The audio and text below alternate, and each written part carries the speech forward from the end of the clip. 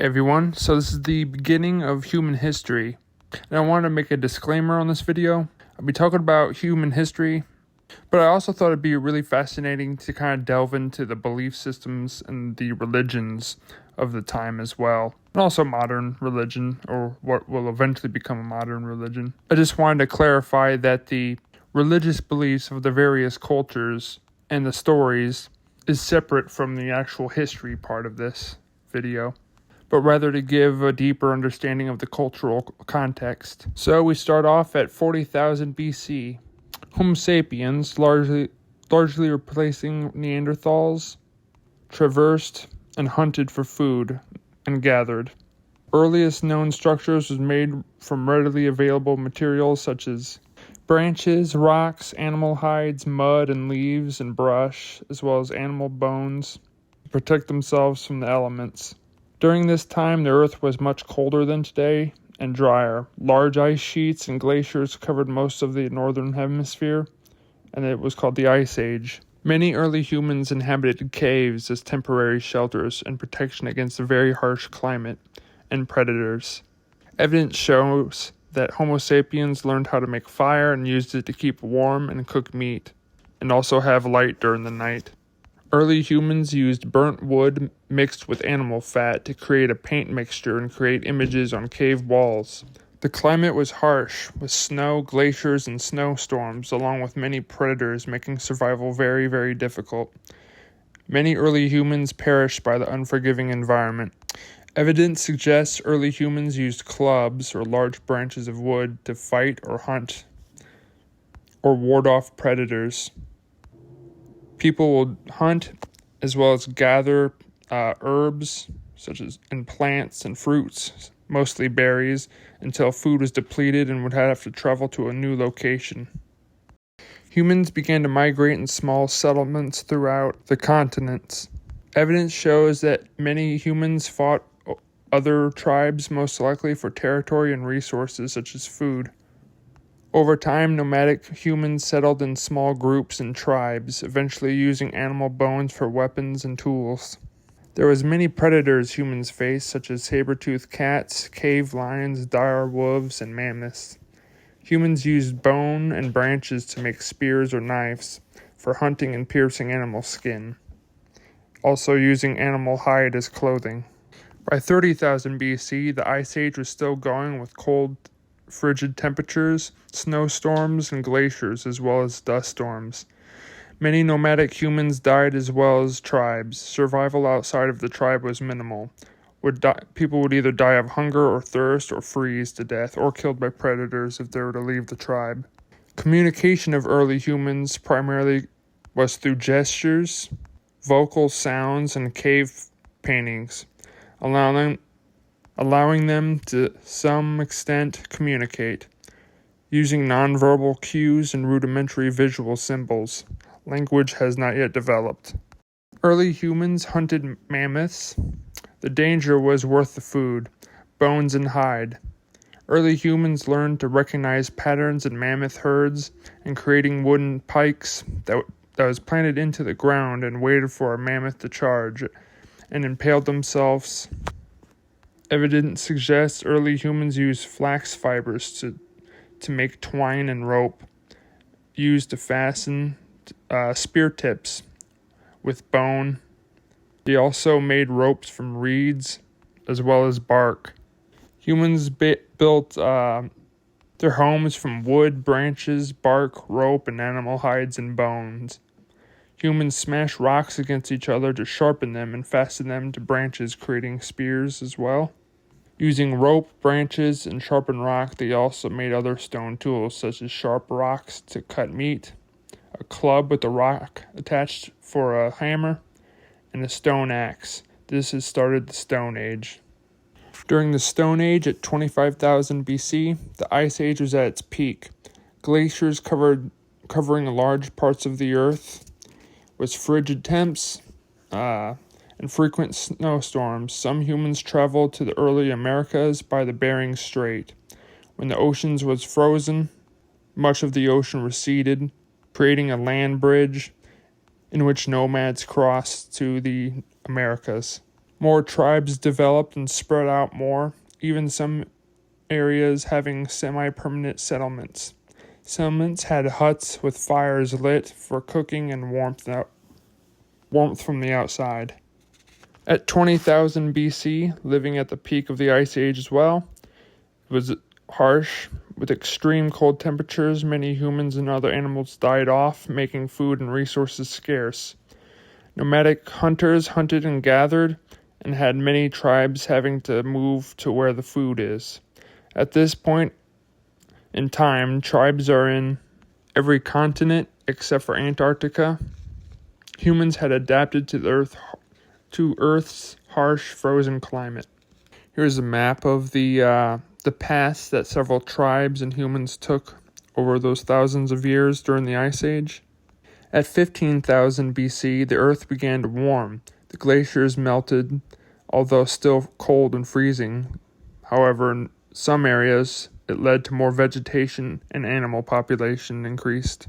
At 12,000 BC marked the end of the Ice Age, leading to significant climate warming, leading to lush vegetation, streams, rivers, forests, etc. Humans hunted and gathered, as well as created fishing spears and using clay to create pottery, perhaps to put the water in. Many different tribes adapted to their environment from different locations on Earth. Tools advanced as well, going to mainly all stone-tipped tools. Early humans used stones to grind other stones to sharpen them. In what is now the Middle East, along the Nile River, called the Fertile Crescent, due to rich soil, permanent settlements was established. Using hide, branches, brush, rope, and mud, they created little houses and huts, living in small tribes. The Nile was lush, but around it was rather arid and dry and rocky. Around this time, the Sahara Desert south was a vast hot desert, and the arid desert and the dry land resources was scarce. Many tribes attacked and killed off other tribes. The Nile was really the only habitable place nearby. In Europe, where the climate was more temperate, humans migrated in the forests and hunted deer, boar, and wild ox. In the Nile, in the Middle East, they learned to plant seeds, to grow crops, and eat, creating small garden patches of crops, now no longer entirely dependent on hunting and fishing. But could now farm, which started the Neolithic era. In North America, humans hunted mammoths, known as the Paleo-Indian period. Humans began to create burial sites to bury the dead.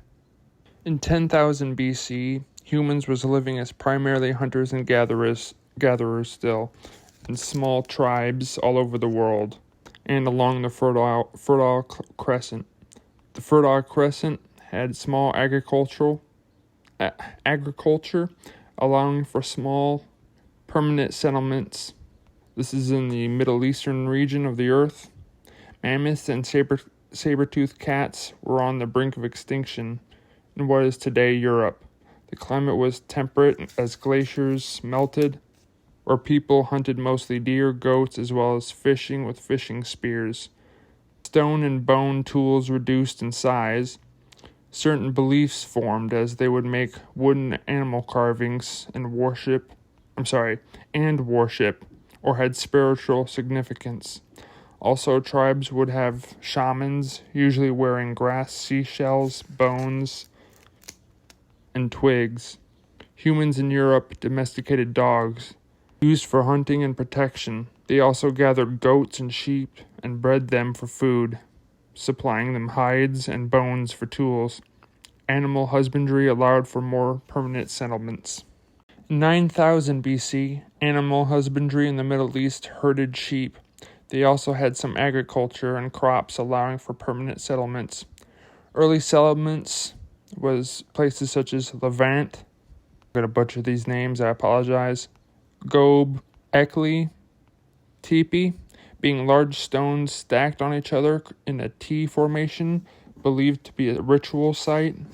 Many tribes had built settlements using sticks, clay, rocks, rope, animal hides and bones, as well as some settlements using clay and mud.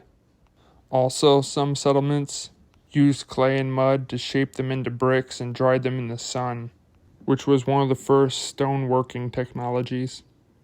In 8000 BC, pottery became prevalent in the Middle East, became the cradle of the early civilizations. Pottery allowed for better food and water storage. Language became more developed. Homes made from mud, bark, reeds, branches. People lived in small bands that shared territories and moved seasonally to take advantage of food and resources. Humans went from mostly hunting to farming. A settlement of the Sumerians created the wheel, made of wood joined together. Bricks was made in Nemrek and Milafat in Mesopotamia. Clay slabs had writing on them. Settlements had 100 to 200 people. Settlements such as Tel Abu Huraira and Ain Ghazal was established.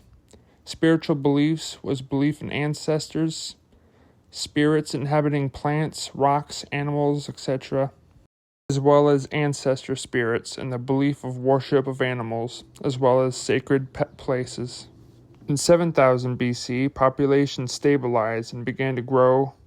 Cremation events occurred in burial sites, which indicates new rituals the Mesopotamians did.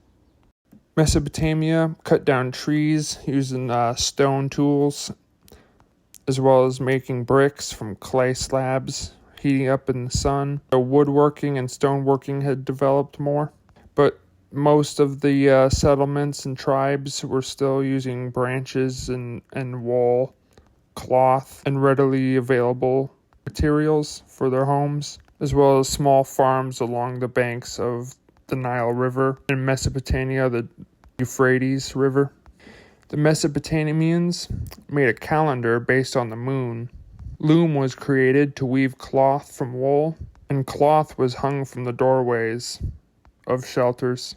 Using fire, they melted copper to make small tools, ornaments, and beads by heating it up and hitting it with a stone hammer. They then used copper tools to mine for more copper. So mining became a new technology and labor. Humans was known to use tally marks in Mesopotamia to learn how to count and keep count, which became the first number system. Humans would trade among themselves for beads or for pottery, plants or meat, etc. In 6500 BC, traders wandered. Traders trading pottery, beads, and ceremonial statues for goods. Kilns were created to make mortar for their construction and wool-woven animal traps. Boats was made from dug-out or hollowed tree trunks, eventually creating carved canoes, able to float on rivers, ponds, and lakes. Beliefs focused on nature, fertility, and death. Holes in roofs became chimneys, and the dead were buried inside. Musical instruments like drums and flutes existed, most likely played during ceremonial rituals.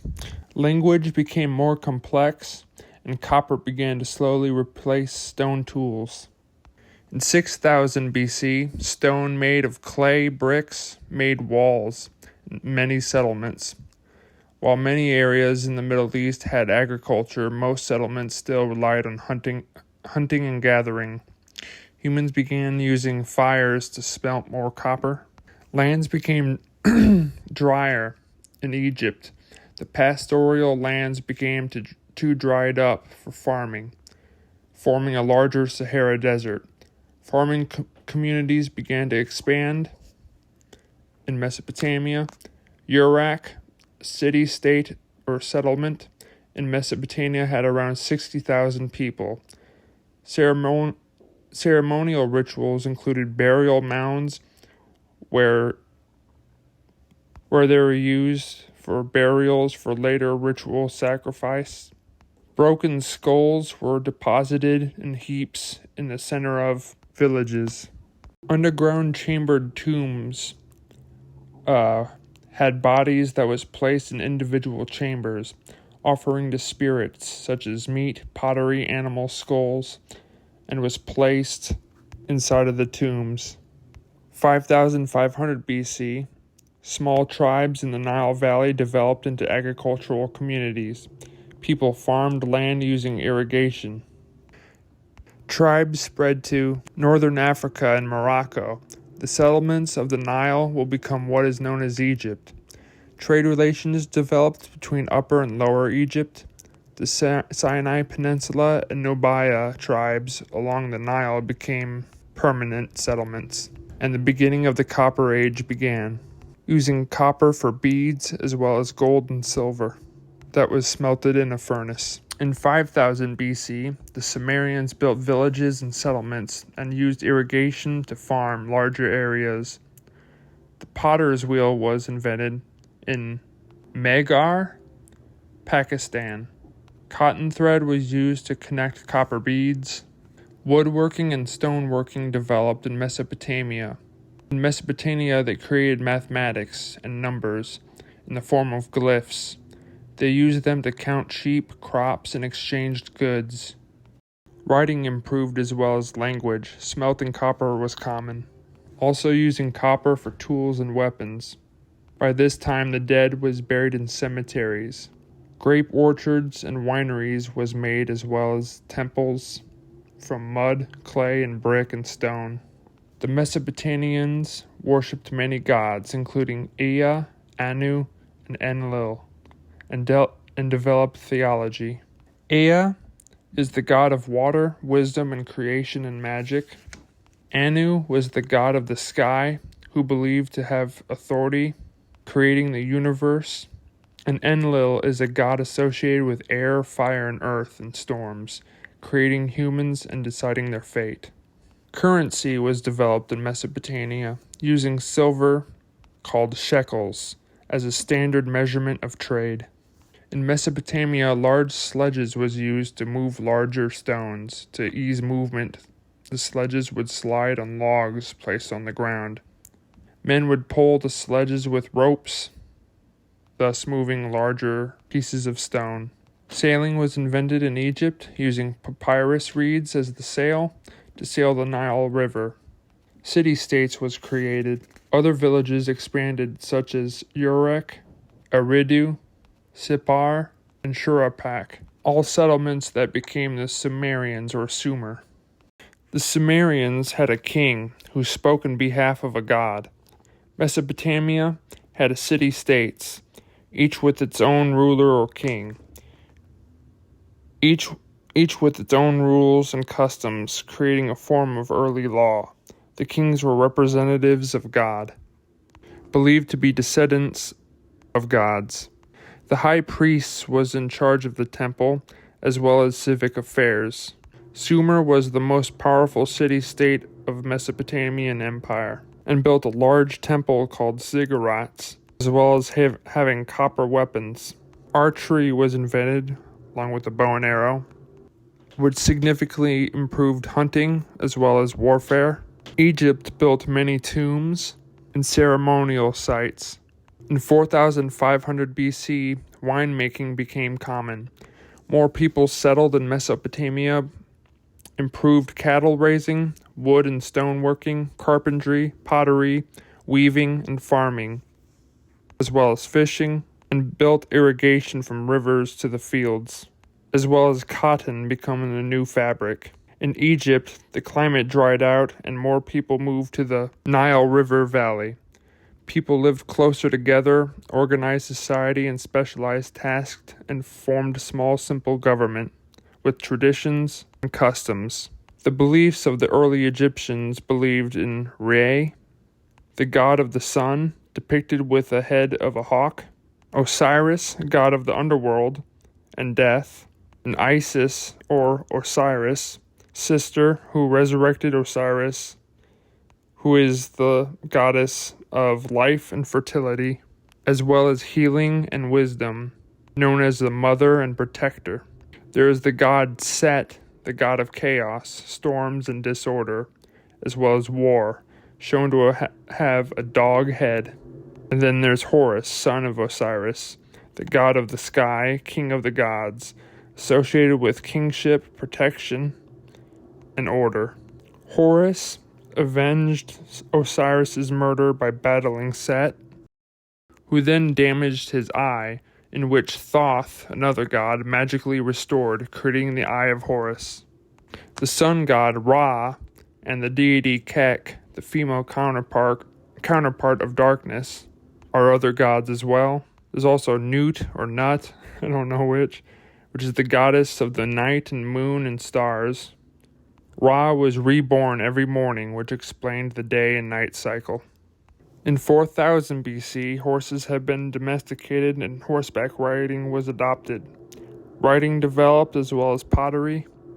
The city of Susa was established in Iran. Number systems had base 60, so numbers have improved. Block and mud dwellings improved living conditions. Weaving tools improved. Wooden and stone plows invented, as well as harpoons made of sharp stones on wooden shafts. Humans began sculpting, and city-states of Sumer and Egypt grew. World population at the time was 14 million people. Notable settlements in Mesopotamia was Uruk, Eridu, Lagash, Kish, and Nippur. Rituals of Mesopotamia people prayed to their god they honored. Their god was gifted with sacrifices and incense and incantations and cleansings.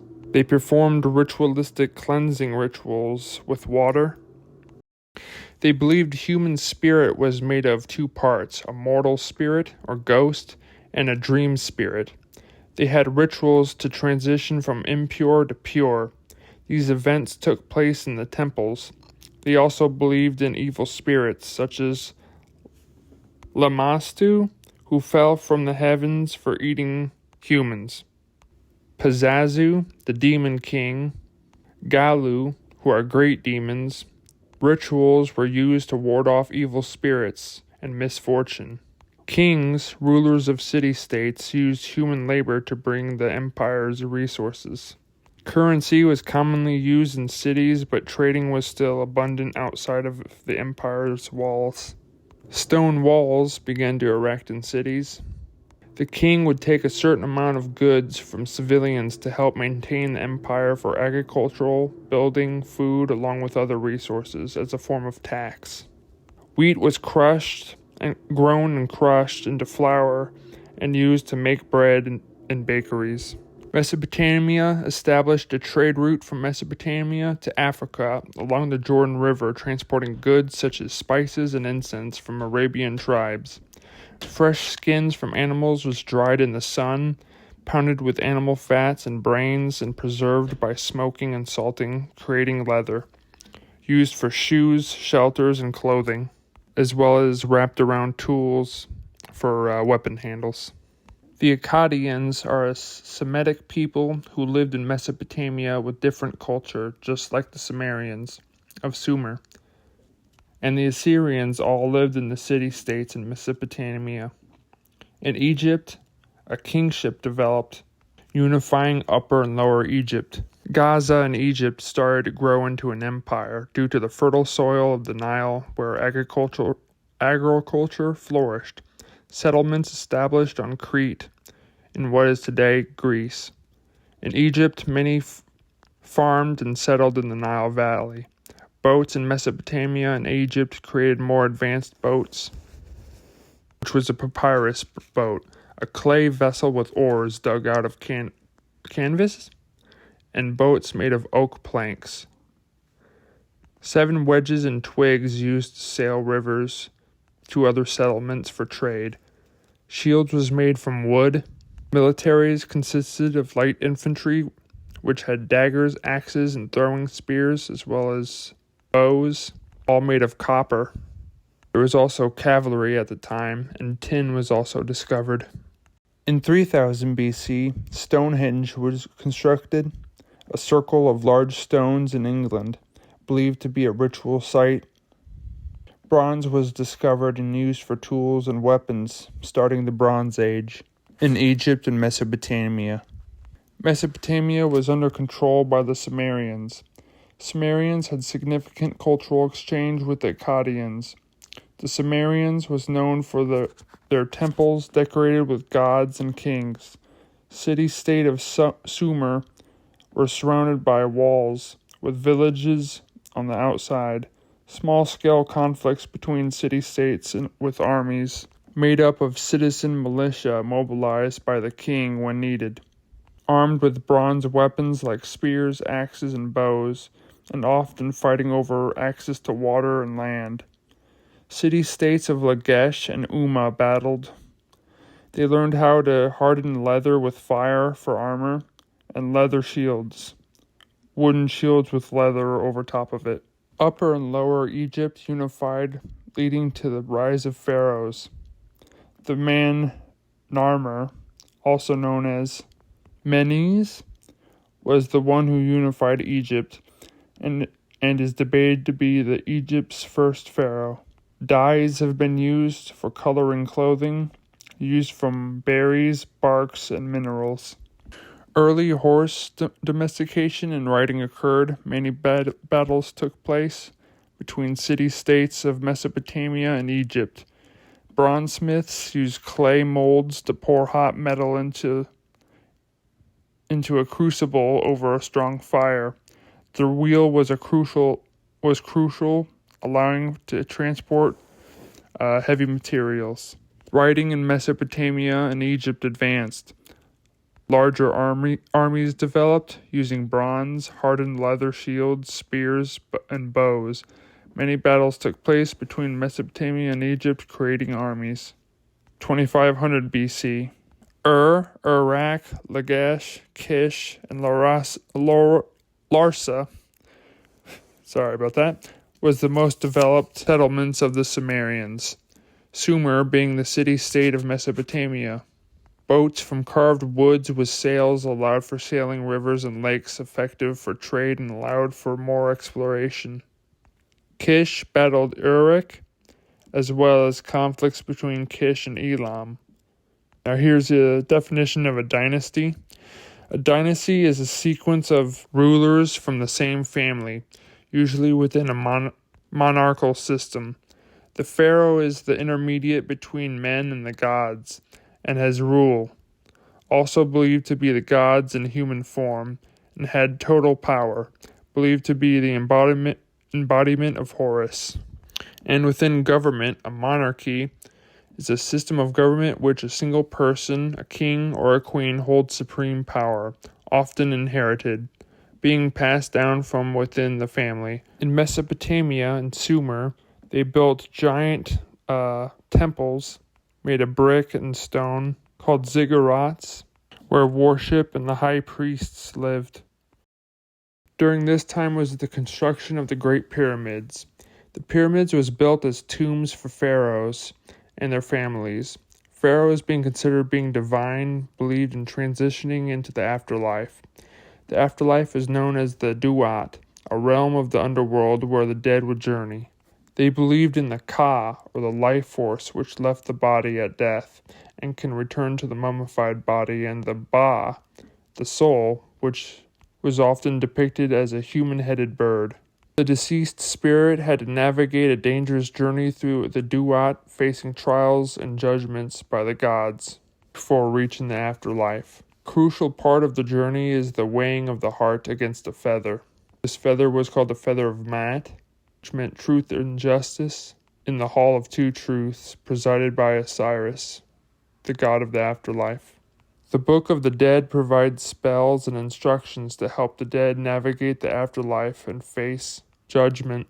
Servants, family members, and so forth were sacrificed at times and buried near the pharaoh's tomb to join him in the afterlife. The pyramids had elaborate tombs to protect their bodies and wealth they was buried with. There was also mummification. Pharaohs were mummified, a process of preserving the body to ensure the Ka had a place to return to the body. The body was washed in the Nile and palm wine to purify it. The brain was removed with a hook-like tool through the nostril. The organs, except the heart, was removed. The body was covered in natron, a type of salt with strong drying properties. Then the body was stuffed with linen and resin to retain its shape. The body was wrapped in linen and buried in the tomb, which was adorned with goods, ornaments, gold, etc. The pyramids was believed to have been built by thousands of laborers who worked from quarries using ramps and logs to move large stones. The pyramids was built for 3 Egyptian dynasties: the Khufu pyramid, the Khafre pyramid, and the pyramid of, probably going to butcher this, Menkaure, which was built under the 4th dynasty. The Great Sphinx was carved in limestone with the head of a man and the body of a lion, believed to be a protector. The Indus Valley was a trade route along mainly the Indus River. The Harappan civilization traded goods with other settlements, including Mesopotamia.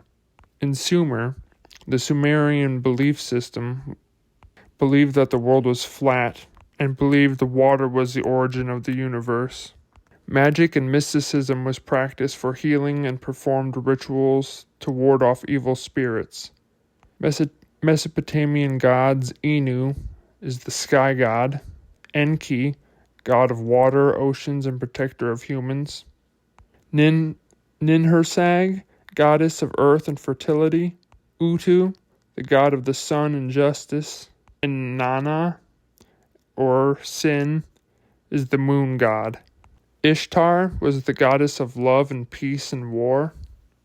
In the 3rd dynasty of Mesopotamia, many conflicts between Lagash and Umma, city-states of Mesopotamia, occurred over land and resources, Lagash having victory over Umma.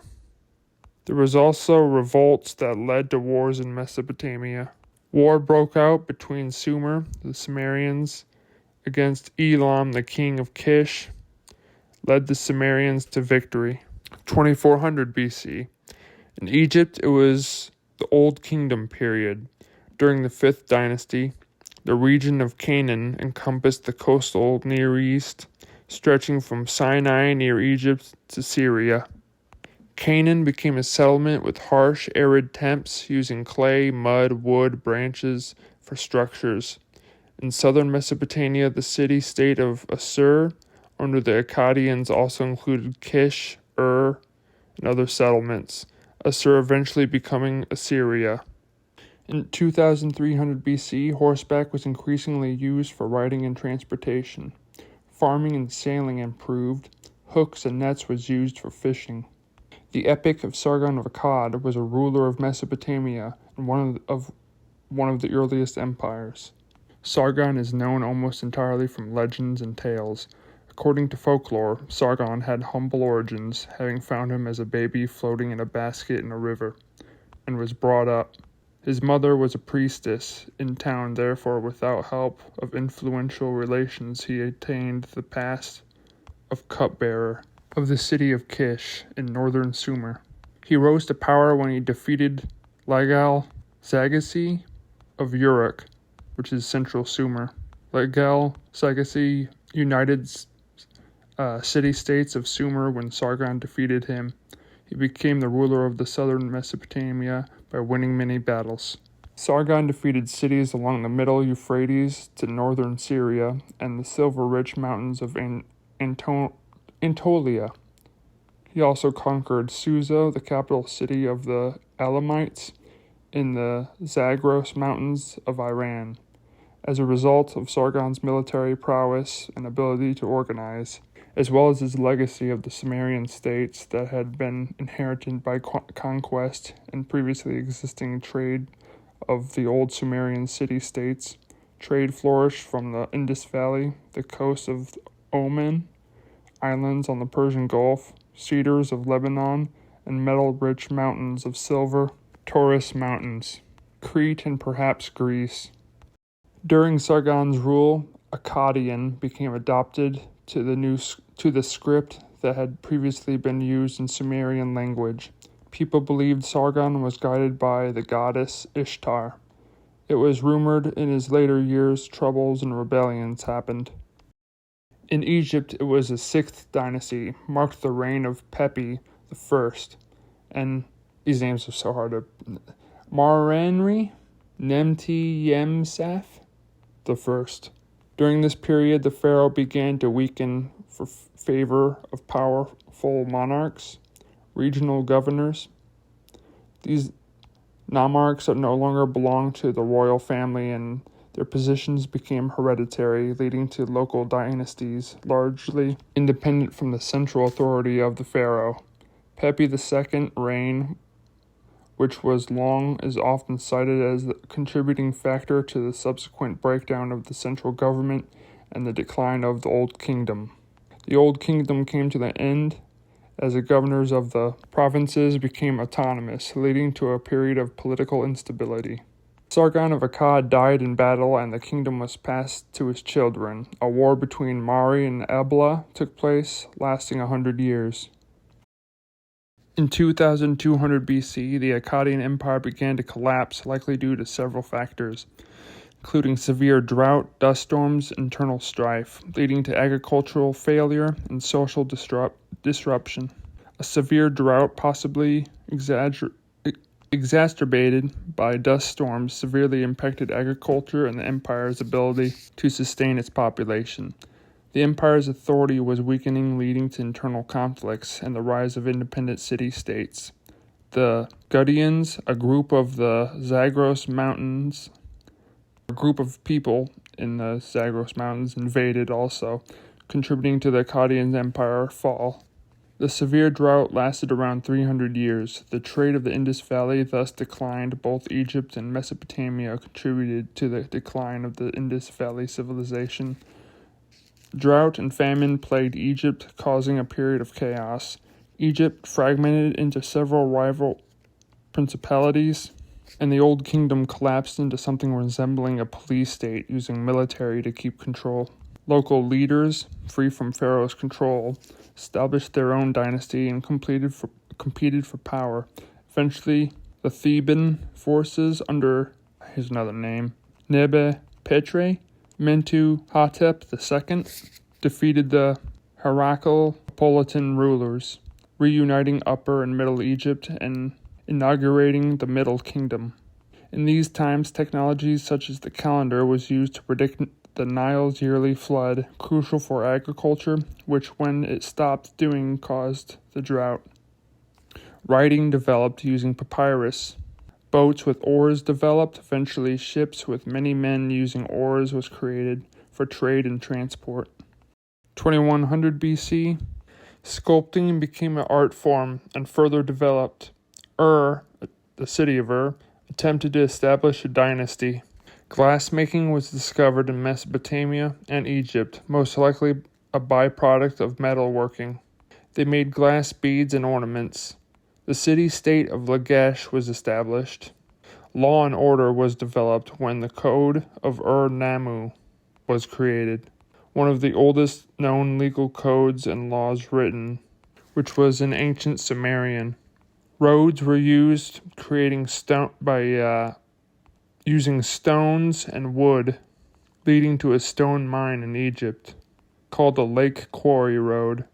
With the fall of the Akkadian Empire, the rise of the Sumerians and the city of rose to power, also creating laws, and establishing the third dynasty of A ziggurat was built, a steeped pyramid-like structure dedicated to the moon god Nana Sin. During the third dynasty of a resurge of Sumerian culture arose after the Akkadian period. Then there was the Elamites and Amorites. The Elamites, centered in modern-day Iran, and Amorites was settlements of warriors and war tribes, with its capital being Susa. The Elamites and Amorites had much tension with the Sumerians and had many battles, as well as attacking the Sumerian city of In Egypt, it was reunified, beginning the Middle Kingdom with a renewed stability and culture.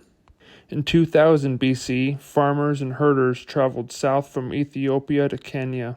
Ancestors of the Latins arrived in Italy. In Mesopotamia, the powers of was waning from constant attack by the Amorites and Elamites, and eventually overthrew ending the Sumerians and its dynasty. The Assyrian Empire, or Assur, is located in modern-day Iraq and along the Tigris River, which had its own culture.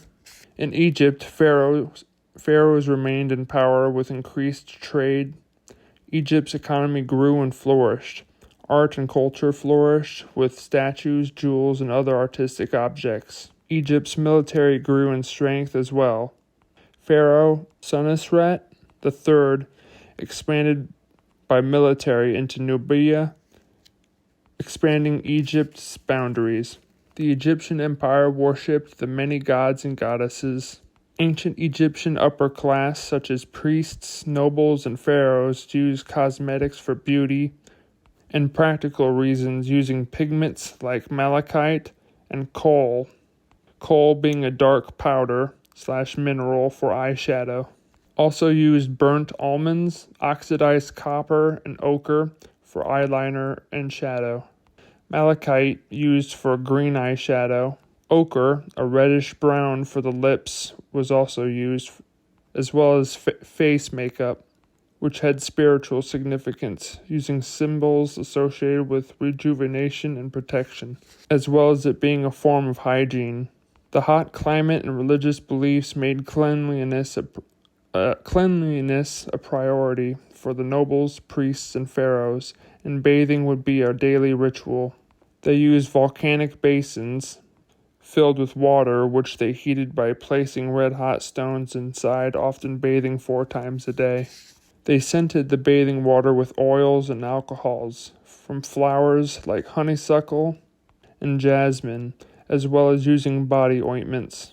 Bronze weapons such as swords, axes, and spears and arrows was used in warfare. Settlements on Crete developed further along the Aegean region, and palaces were built. In 1900 BC, in Egypt, in the Middle Kingdom, Pharaoh Amenemhat I, who founded the 12 dynasties and the consolidation of power through military campaigns and diplomatic relations, including those with Canaanite states and Hellenic rulers.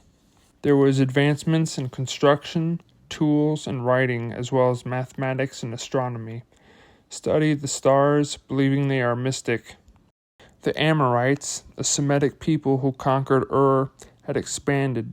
The Amorites was a nomadic tribe. Through battles against the Sumerians, made them conquer Ur and began to conquer more land and cities and settlements, destroying the Sumerians until eventually Mesopotamia was conquered by the Amorites, becoming Babylon.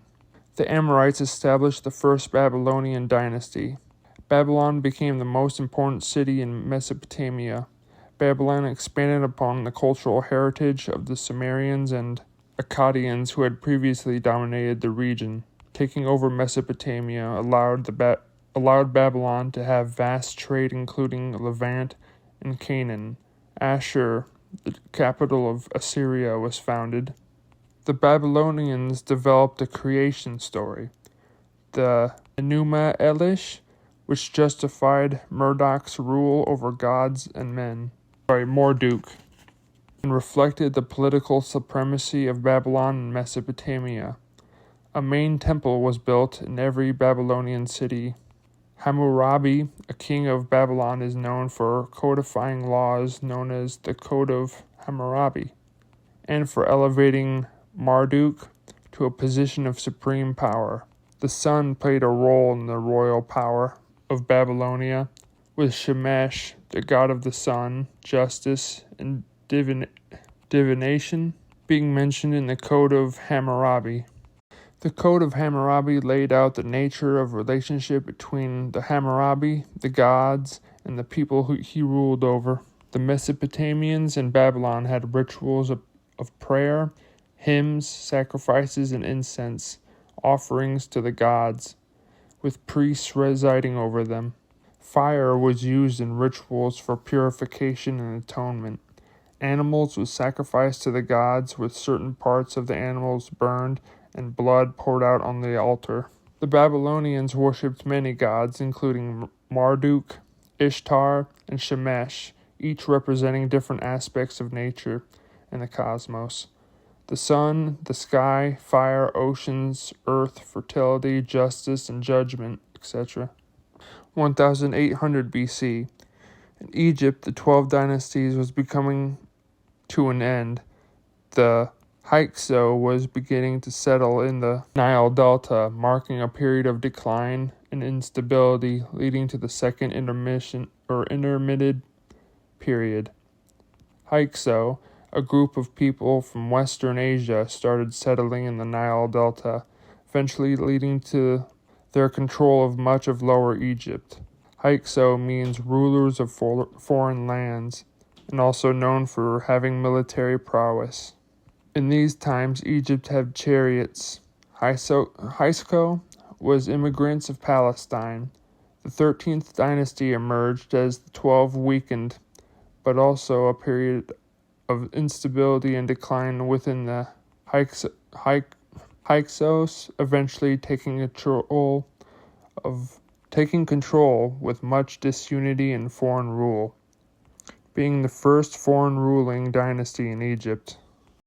In Babylon, the government established taxation, paying a certain amount of currency to the king, helping the empire bring stability, also engaged in extensive trade and diplomacy with other regions. Hammurabi's reign was marked by military campaigns that led to conquest of southern Mesopotamia, bringing all of Mesopotamia under Babylonian rule, and Mesopotamia became the Babylonian Empire. 1700 BC. Babylon grew in knowledge, better developed writing, math, and astronomy. The lion symbolized strength, the king, and the god Ishtar. Lion statues was common in palaces in Babylon. Also served to protect against evil spirits. In Egypt, during the second intermediate period, saw Egypt divided into separate dynasties for a second time, following the end of the Middle Kingdom and before the start of the New Kingdom. The Hyksos took advantage of the political instability in Egypt and established the 15th dynasty, ruling from their capital of Varus. In 1600 BC, Egypt was still in the second intermediate period. Thebes resisted Hyksos rule and led to war, a war of liberation that drove Hyksos back to their homeland. Ahmose the first, the son of the last ruler of the 17th dynasty, completed his conquest and expulsion of the Hyksos, reuniting Egypt and establishing the 18th dynasty, which ushered in the New Kingdom. The New Kingdom is often referred as Egypt's Golden Age, a period of peace and prosperity with the Egyptian power reaching its height. The Old Babylonian period, founded by the Amorite king Hammurabi, was in decline, and Babylon, its capital, was transitioning into the Kassite period, a time of foreign rule and cultural shift.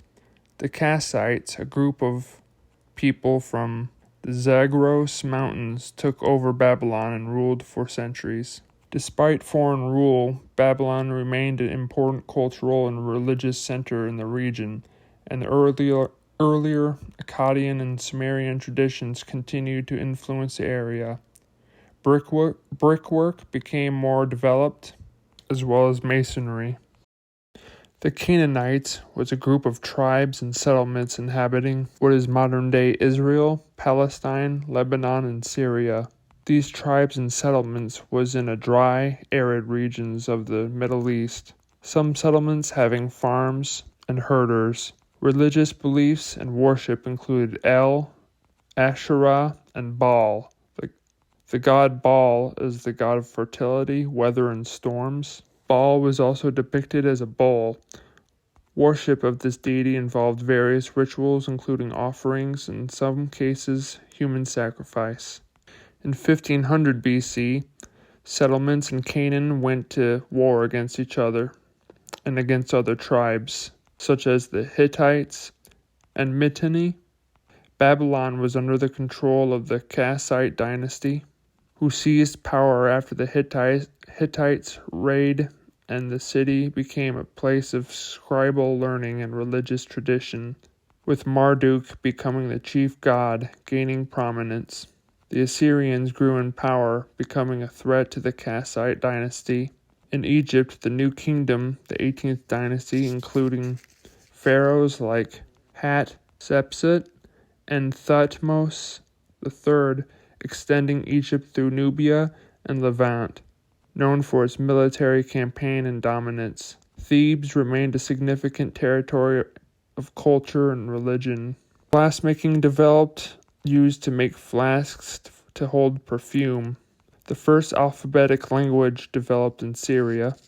Building paint was used by pigments derived from natural minerals like colored rocks crushed to powder with animal fats as its binder, getting black, yellow, red, blue, and purple paints to decorate temples. Stone columns was used in Egyptian architecture and was used in temples, and some was painted blue or red. Gardens became prevalent in Egypt. In 1400 BC, in Babylon, they opposed Assyria's expansion in Egypt. They exerted full control over Nubia, south of Egypt, that was rich in natural resources like gold and precious stones. Hyksos had been expelled from Egypt, and pharaohs rebuilt temples that had been neglected. Wells have been built in many lands as a water reservoir. In 1300 BC, in Egypt, there was in the 19th dynasty, with Ramses II as pharaoh, often regarded as one of the most powerful pharaohs of the New Kingdom. He focused on building more cities, temples, and monuments, including the city of Pi in the Nile Delta, establishing Ramses as a new capital and a staging point for his military campaigns in Syria. The Egyptians battled the Hittites in the Battle of Kadesh. Ramses II had extensive buildings, including temples, monuments, and statues of himself. The pharaohs after Ramses II who followed Ramses III was less successful and lost its provinces in Palestine and Syria. Egypt suffered from a foreign invasion by Libya, and its wealth was depleted. Pharaoh Seti I began the 19th dynasty, restoring power, control, and respect in Egypt. The New Kingdom had flourishing culture with royal buildings and a developing middle class of craftsmen and artisans. The Valley of Kings was a burial ground buried in deep rock tombs where all of the New Kingdom kings were buried. In Mesopotamia, the Assyrians expanded control, forming an empire that stretched from northern Mesopotamia into parts of southern Mesopotamia and parts of Babylon. In northern Africa, in the deserts of the Sahara, many tribes was in the desert where resources were scarce, most tribes being nomadic, moving from place to place for food and water. Small trade routes developed in northern Africa, and the Berbers had trade and interactions with Egypt. Tribes of Meshwesh and Raibu engaged in conflicts with the Egyptians and was labeled barbarians. The tribes throughout all Africa has been there for estimated 20,000 years. The Berbers was influenced by the Egyptians and developed a system of hieroglyphics. Tribes in Africa made huts of branches, mud, brush, and stones. Tribes had mainly hunters and gatherers, along with warriors, and each tribe had a chief. Many worshipped the sun and the moon and the spirits of their ancestors. Shamans was the spiritual priests of these tribes. Many tribes was in South Africa in the jungles and rainforests. Tribes were nomadic, using palm leaves, branches, mud, etc. for structures. These tribes were larger since food and water and resources was available. Notably, the San tribe was hunters and gatherers of southern Africa, living in small nomadic tribes, and had a deep connection to the land. The Khoikhoi tribes were pastoralists, mostly along the coast. The kingdom of Mapungubwe, which was located in northern South Africa, at the confluence of Limpopo and Shashe River, adjacent to present-day Zimbabwe, was the first indigenous kingdom of South Africa. Going back a bit further in time, in Arabia, 2000 BC, early tribes that was nomadic had small settlements and encampments relying on camels for transportation and livestock for food. Animal herding was prominent among these tribes of the arid desert of what's known as modern-day Saudi Arabia. The various tribes in Arabia was very diverse, with many different customs and cultures. As most settlements and camps was nomadic, southern Arabia near Yemen and Oman, which had fertile soil, where farming arose and allowed for more permanent settlements. Evidence shows in Sarak al-Hadid people practiced metallurgy using casting techniques for copper and gold. The Nabateans was an ancient Arabian people who settled in the southern Levant area. The Levant was land that encompassed modern-day Syria, Palestine, Lebanon, Jordan, and Israel. Arabia still mostly nomadic and semi-nomadic tribes, including the Amorites and Hurrians settlements in Arabia, which established trade networks. The settlement of Dilmun, located in the Persian Gulf, grew and became a part of the trade route. The routes connected to the Mesopotamian Empire and the Indus Valley. The Nabateans created trade routes, particularly in spices, frankincense, and myrrh. The people in Arabia had polytheistic beliefs, with a focus on local shrines, temples, and various spirits. Worship also included pilgrimages and ritual sacrifices, while specific beliefs varied by tribe and region. Many tribes believed in deities such as Hubal, Al-Lat, Uzza, and Manat. Hubal being the moon god associated with fertility, divination, and fate. Also is the guardian of oaths, stemming from the belief the moon watches over human affairs, and Hubal held people accountable for their promises. The name Hubal may have been derived from the name Baal, one of the Canaanite gods. Al-Lat was the goddess of war and peace, depicted as the goddess with a palm branch and a lion. Manat was the goddess of faith and death. Other technologies like pottery, farming, animal husbandry, woodworking, masonry, cloth making, fishing, hunting, tool making, and water management, as well as metalworking, became very prevalent. Many tribes in the desert fought each other, likely over resources. In 1800 BC, in Arabia was inhabited by nomadic Bedouin tribes who practiced a form of pastoralism. The most densely settled areas was the Hijaz region in the west and Yemen to the south. Ancestor worship became a part of many religions and cultures in Arabia during this time. In 1500 BC, Arabia, the Sabaeans was establishing kingdoms in Yemen, also terraforming arid areas into fertile farming areas. Other kingdoms and tribes was present in Arabia, such as Awasan, Qataban, and Dilmun, which controlled the Persian Gulf trade routes. Nomadic tribes dominated the Arabic Peninsula, forming family groups and clans that provided support and protection in the challenging environment of the desert. Kingdoms such as Saba and Asan emerged. In 1300 BC, Arabia began to use iron tools and weapons, transitioning from bronze to iron. Settlements like Al-Nata in northwest Arabia went from nomadic pastoral settlements to more urbanized settlements. In 1200 BC, the Late Bronze Age, a period of social upheaval and decline impacted the eastern Mediterranean and Near East, including the Hittite Empire and even Egypt.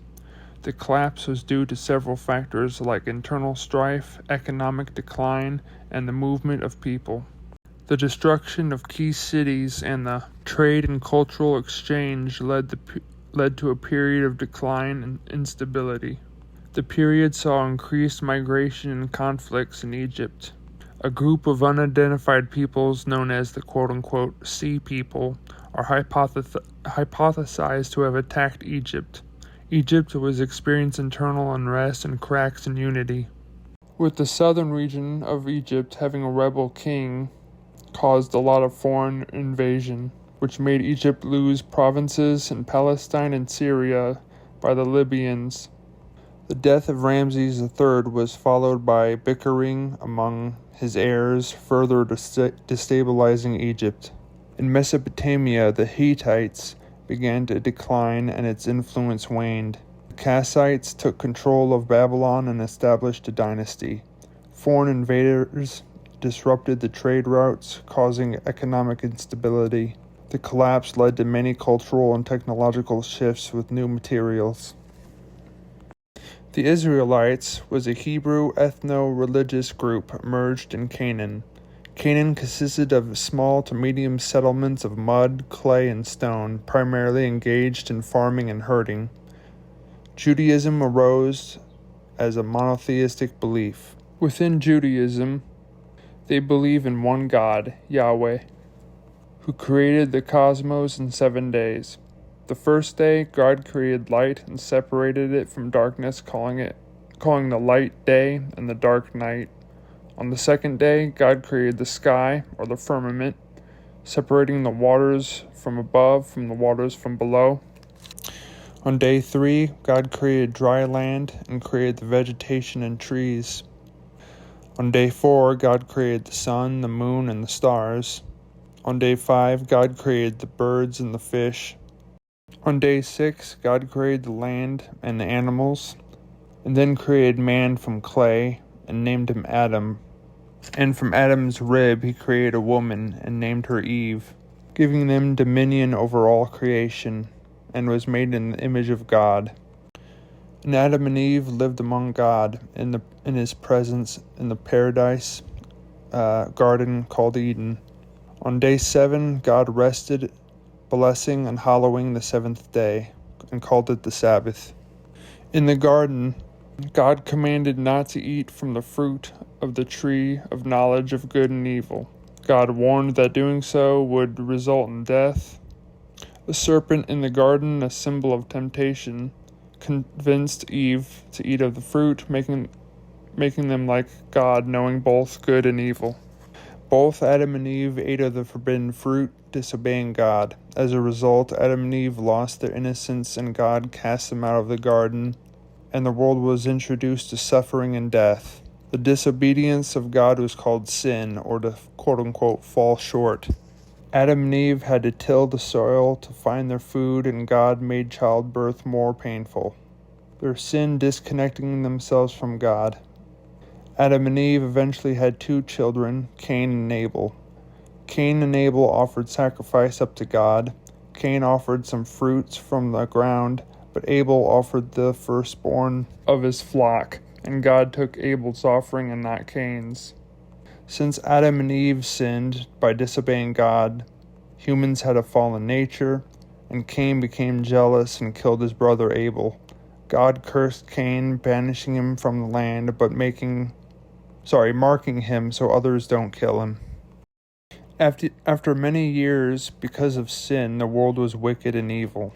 No one is disobeying God, so God decided to wipe out all humanity and start over. God spoke to a man named Noah and told him to build an ark, a large boat, and said he was going to flood the whole earth, but spare Noah and his family. Noah built the ark and gathered 2 of each kind of animal, 1 female and 1 male, onto the ark. It rained for 40 days and 40 nights, flooding the entire earth, killing all life except for all the life on the ark, including Noah and his family. After 1 year, the waters receded and Noah went on dry land, releasing the animals to repopulate the earth. And God created a rainbow as a promise to never flood the earth again.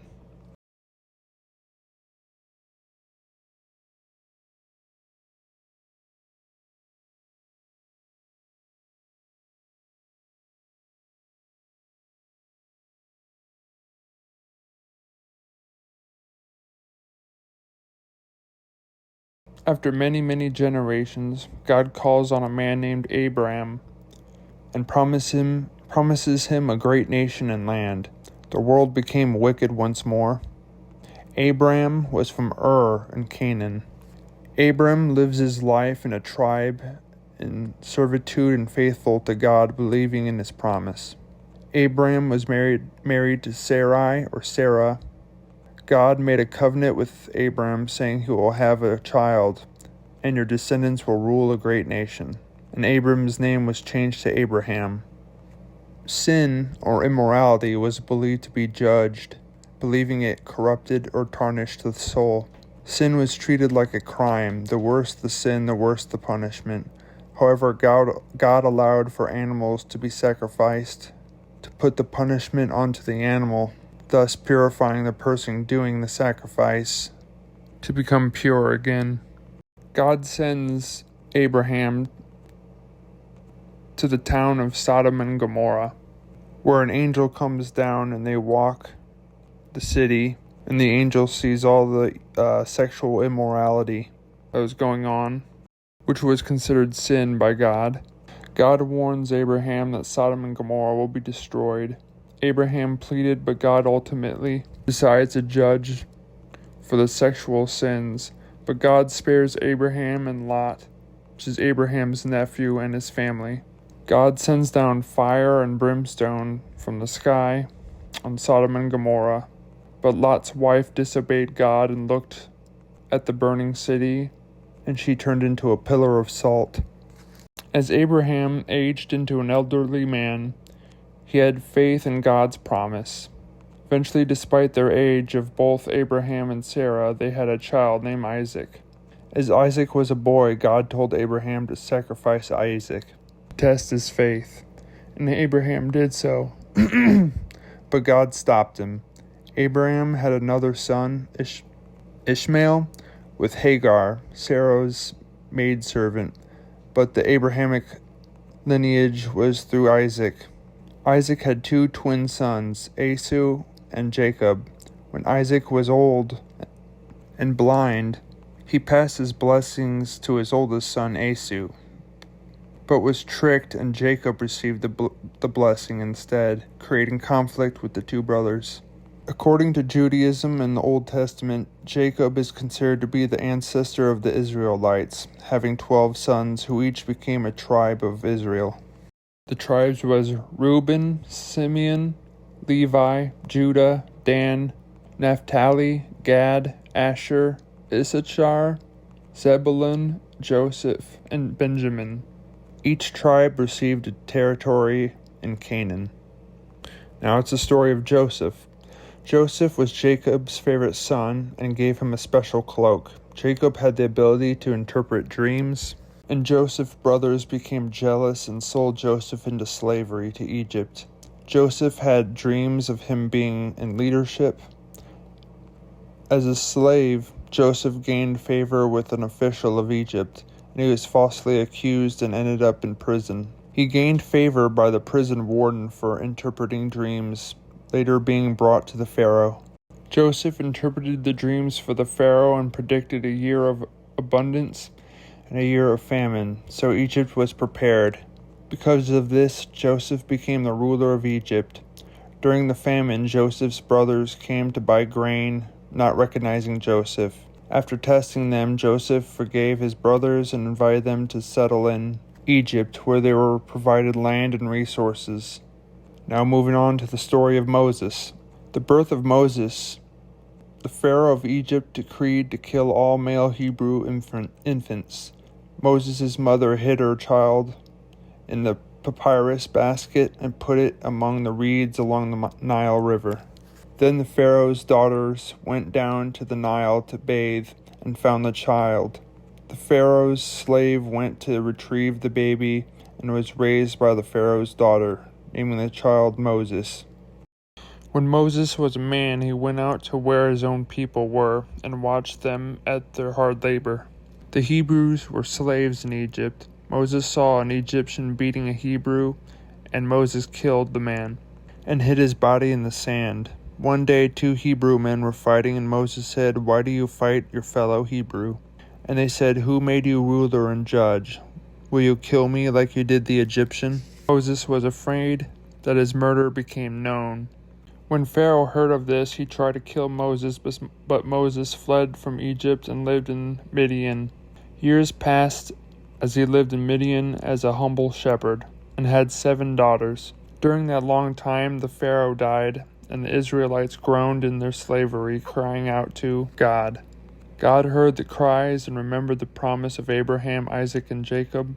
While Moses was tending to his flock, the angel of God appeared to him as a flame burning a bush, but the bush was not consumed.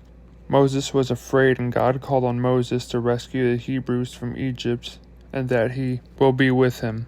Moses assembled the elders, and Moses returned to Egypt and approached the Pharaoh and told him God was commanded to let the Israelites free, or there will be punishment. The Pharaoh denied, and the Nile turned to blood, as a sign of God is with Moses, but the Pharaoh still didn't let him go. Then God sent frogs, swarms of frogs that entered people's homes, but Pharaoh still said no. The third sign was swarms of gnats infesting the land. The fourth sign was swarm of flies. The fifth sign was livestock got struck by disease and died. The sixth sign was boils on the skin of the Egyptians. On the seventh sign, God sent down devastating hail that destroyed crops. On the eighth plague, locusts came and ate the rest of the crops. On the ninth sign, there was 3 days of total darkness. God's final judgment was the death of every firstborn son in Egypt, both human and animal. This happened at midnight. The angel of death came down, killing firstborn children. God tells Israelites to put lamb's blood on the doors, and the angel of death will pass over them and pass over their home. When the Pharaoh's firstborn died, he gave orders to free the Israelites as he grieved. Moses and the Israelites left Egypt, but the Pharaoh, in a fit of rage, sent troops to go and kill Moses and the Israelites. Moses and the Israelites reached a dead end at the Red Sea, and the Israelites became scared as the Egyptian troops was approaching. God spoke to Moses, telling him to put his staff into the water, and Moses did, and the seas split open. The Hebrews and Moses crossed the Red Sea and enclosed the sea on the Egyptian troops, freeing the Israelites from Egypt. Moses and the Israelites journeys through the desert until reaching Mount Sinai, where they set up encampments at the basin of the mountain. Moses climbed up the mountain and told the people to be holy. On the 3rd day on the mountain there was a severe storm with thunder and lightning and a cloud of smoke with fire that came from the mountain, and the sound of a horn as God descended down to the mountain. When Moses reached the top, God created a covenant. God spoke and gave 10 commandments to keep people from sin and punishment. The first commandment was, worship no other gods. The second commandment was, do not make yourself a god to look like anything. The third commandment was, do not use God's name in vain or in a false way. The fourth commandment is, remember the Sabbath, rest, and keep it holy. The fifth commandment was, honor your father and mother. The sixth commandment was, do not kill. The seventh commandment was, do not commit adultery. The eighth was, do not steal. The 9th was, do not lie. And the 10th commandment was, do not envy. When Moses came down from Sinai, he seen them idolizing a golden calf and dancing. And Moses, out of anger, destroyed the 10 commandments that was etched on stone.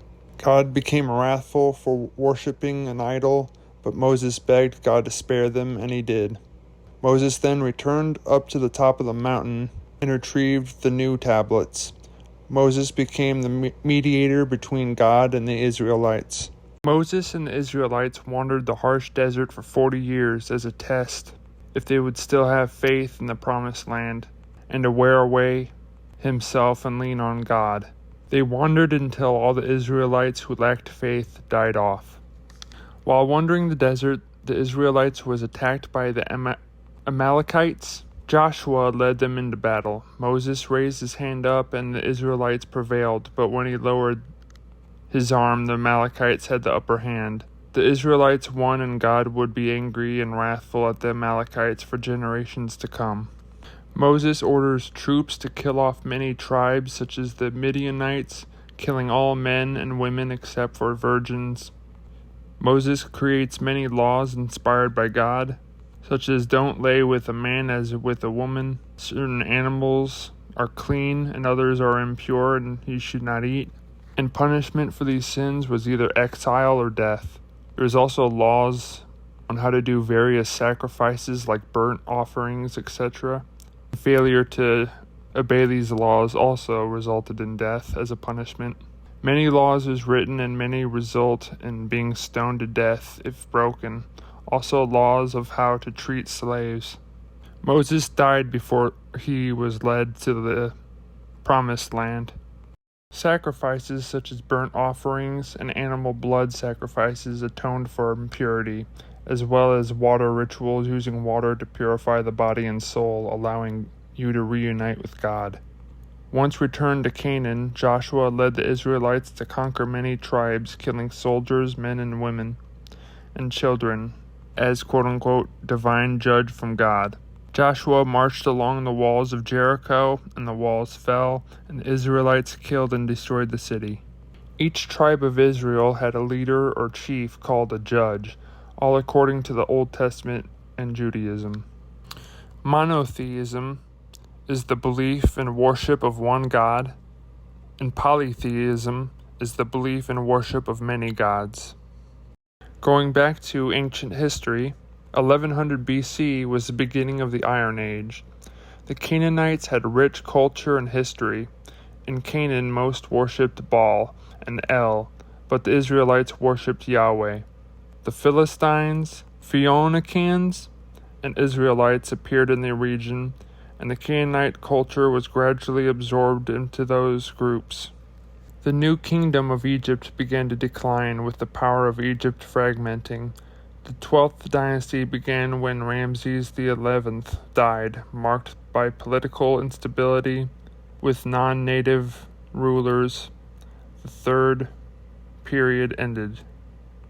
intermediate period ended, with the unification of Egypt under the 26th dynasty founded by Psamtik. Now we're back at Judaism. There was a shepherd boy, ancestor of Abraham, named David, from the tribe of Judah, who lived in Bethlehem. He was anointed by God to become king when the Philistines came and attacked. The Philistines brought their best warrior, who was a giant man named Goliath. David stepped forward. The Israelites offered armor, but David refused, saying, "God is my protection." Goliath mocked David, and David swiftly used a sling and hit Goliath on the head with a shot, and drew his sword and cut off his head. The Philistines became afraid, not knowing how a younger boy defeated Goliath, and knew their God protected him. As David grew older, he became a strong warrior, taking over tribes and settlements, winning battles and wars. David, under God's command, led battles against the Philistines, capturing their town of Gath. He also fought the Moabites and Edomites, destroying and killing enemy troops. Eventually, David united the tribes and became a king, and the kingdom became Israel. As he made the settlement of Jerusalem the capital, as king he became wealthy and married, bringing peace to Israel. He wrote hymns and music and believed to have written most of Psalms. David became so powerful that he didn't lean on faith as much, and he fell into adultery. He gazed at a woman bathing named Bathsheba and had an affair. Afraid that the husband may find out, David orders soldiers to kill her husband. God saw this, and the prophet Nathan confronted David, and David asked for forgiveness and mercy. While God forgave David's life, God still punished him by killing David's son, as well as rebellions arising in Israel. In David's later years, he wanted to construct a holy temple by gathering the materials. David had a son named Solomon, who ended up building the temple. David dies in Jerusalem, and the Israelites mourned and had a burial. Now, prophets are people chosen by God to speak on his behalf, delivering messages, warnings, and prophecies of the future. Many of these prophets spoke of a Messiah that would bring peace and restoration to Israel. Angels and demons. In heaven, where God resides, when God created the earth in heaven, God created angels, benevolent beings, and holy, meant to serve God and his purpose. All assigned tasks. Each angel had their own task, and heaven was a place of peace and glory. But one angel named Lucifer, which is also called the morning star, rebelled against God, wanting to be like him, along with 1/3 of the angels who followed, and out of anger God cast them down from heaven. Lucifer lost his wings and he became Satan, and the other fallen angels became demons, evil entities that was believed to do harm. The devil wishes to destroy and divide human beings, since human beings were made in the image of God. Thus, Lucifer, or Satan, and his demons hated humans. In Judaism, they believe much evil comes from evil spirits or demons. They also believe that Satan or demons tempt humans to sin, and many believing Satan was the serpent in the garden. In Judaism, they believe in a soul, and once a person dies, God would judge for their sins. The greater the sin, the harsher the punishment. Moses said eye for an eye and tooth for a tooth, believing sin that you commit on earth will come back to you as punishment that equally balanced out the sin that you committed. Those whose soul were pure went to Gan, which was paradise, while those who were impure went to Gehenna, or Gehenna, a place of fire that represented purification. Fire in Judaism often symbolizes purification. Just going off script a bit. This was the cosmology of ancient Judaism, believing the earth was flat, disc-like shape, with mountains along the edges, the four corners, that was encompassed by the firmament, which is like a dome where the sun, moon, and stars reside. And outside of the firmament was the waters. It was also mentioned in Genesis on the creation. The firmament separates the waters from the earth that's in the firmament bubble where the sun and the stars are, and the moon. And underneath the earth is Sheol, which in Judaism is believed where all people go, where they die, whether they be good or evil or impure or pure. Every human being, when they die, was believed to go to Sheol, which is like an underworld, until they awaited judgment. There's also holes in the firmament, which is how they described rain and hail and snow. Water from outside the firmament fell to the earth. And I believe the chambers of heaven is where the angels reside, and I believe God is outside of the firmament, and the waters above the firmament. And that was ancient cosmology. King David, had a son with Bathsheba, and named him Solomon. God asked Solomon, I could give you anything you wish as a test of character. And Solomon asked for wisdom instead of riches and personal things. God thought it was noble and gave Solomon wisdom and made him the wisest man in Israel, or even the world, according to the scriptures. He taught much about spirituality, God, morals, and philosophy, and believed to have written many books such as Proverbs, which is a collection of teachings and wisdom, Ecclesiastes, a book contemplating and reflecting on the meaning of life, and the Songs of Solomon, a collection of poems. He was held at high esteem by the people, and many sought him out for wisdom and teachings on spiritual matters and God, and even cosmology and astrology. Solomon ends up building the temple that his father David started, and Solomon lived in the temple and brought peace and prosperity. Solomon became very wealthy and had many wives. The Ark of the Covenant was built, which was a box of acacia wood overlaid with gold. At the top of the ark was 2 golden angels.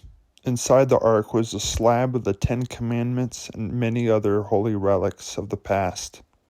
The ark of the covenant was inside of a tabernacle, which was inside of Solomon's temple.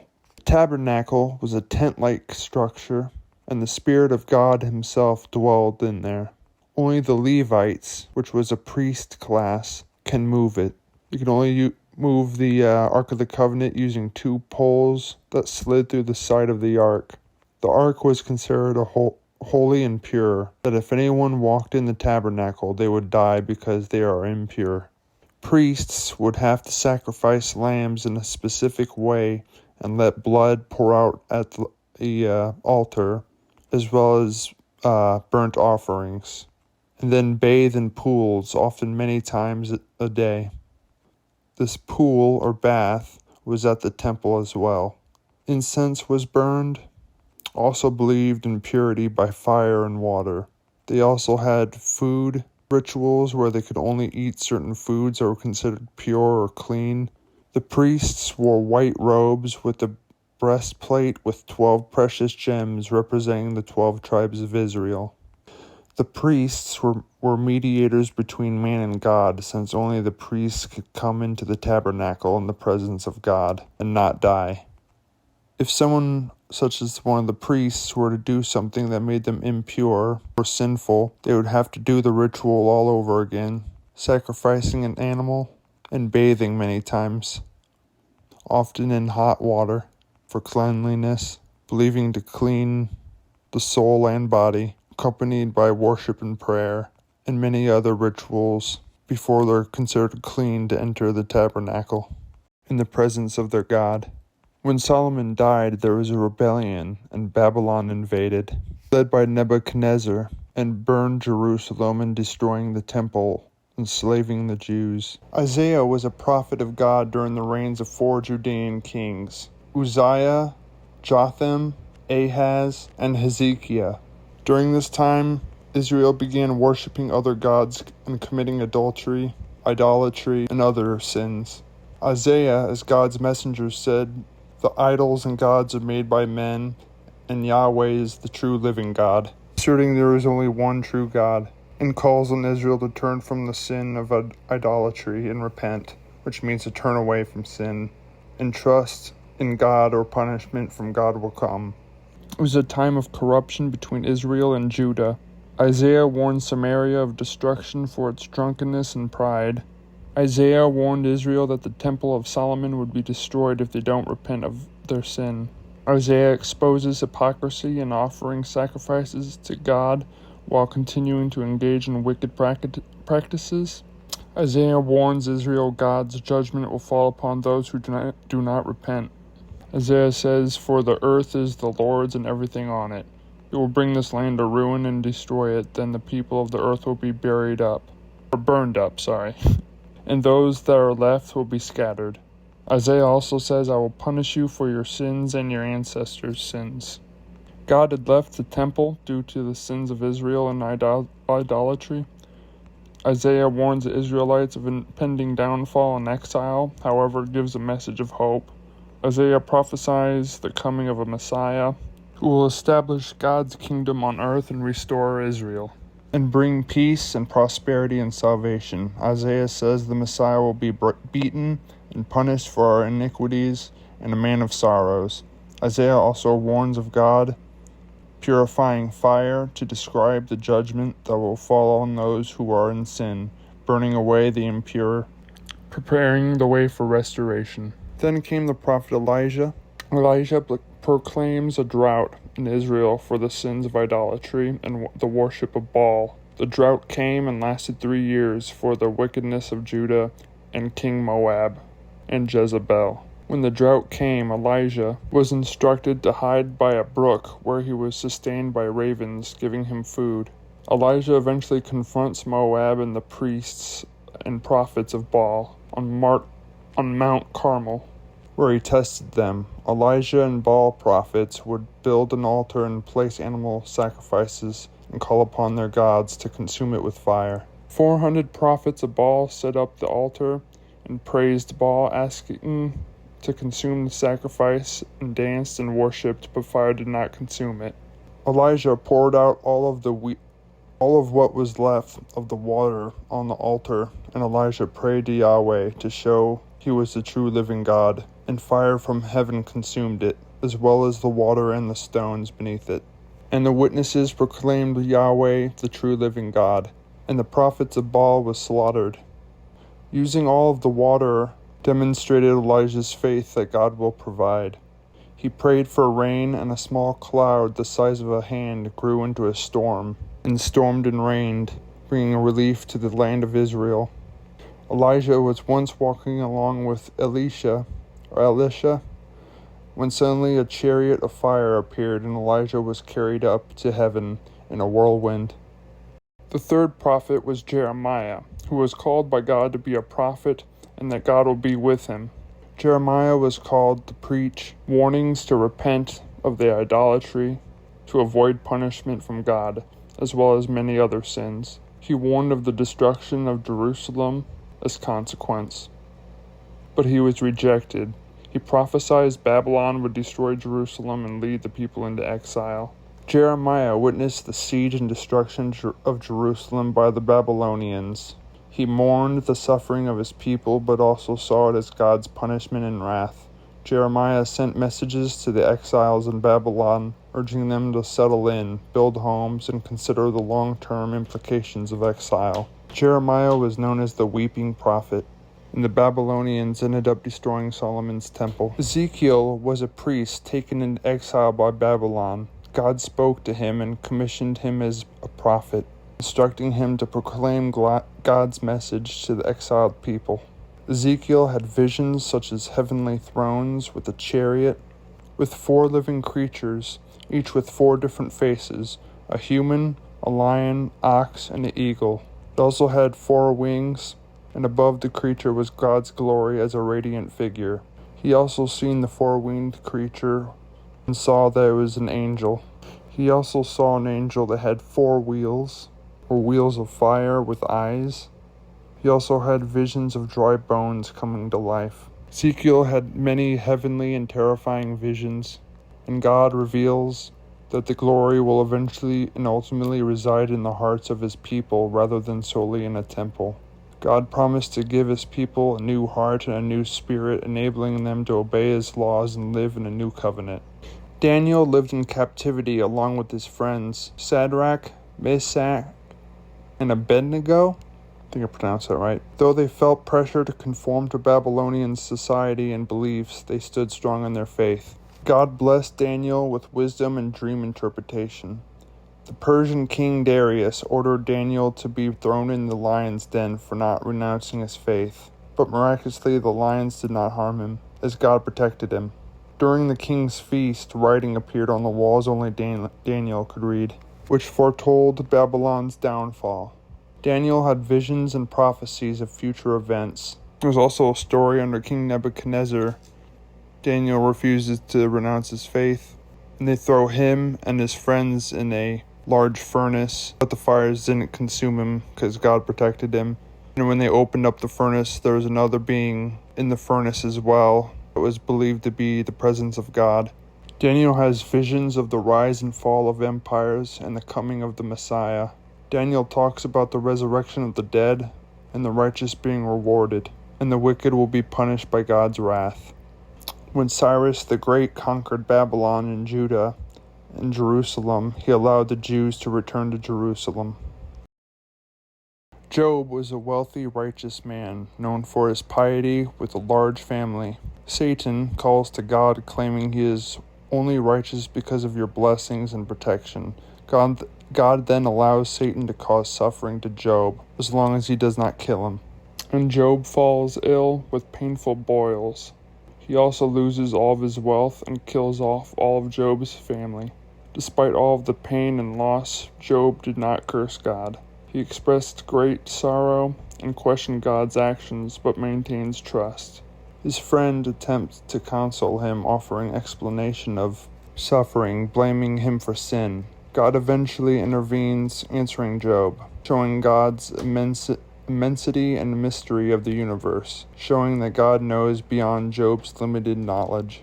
After Job's enduring faith, God restores his health and wealth, surpassing his previous prosperity. And that's a decent summary of Judaism, as well as the Old Testament belief system. Again, that's separate from the actual history segment of the video. I just present it for more context of the times and culture. And finally, that's the end of the video. Thanks for watching, and I look forward to the next video. It took forever to make, by the way.